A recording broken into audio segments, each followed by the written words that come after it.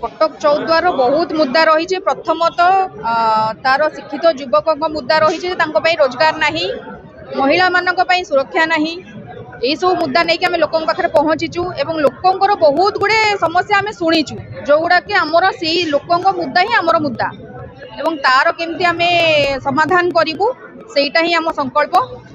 एवं आगामी दिन में जी लोक समर्थन मिलला लोक धीरे धीरे कांग्रेस प्रति आकृष्ट हेले तार कांग्रेस सहित जोड़ी हेले आगामी दिन में निश्चिंत जययुक्त हो आम विश्वास।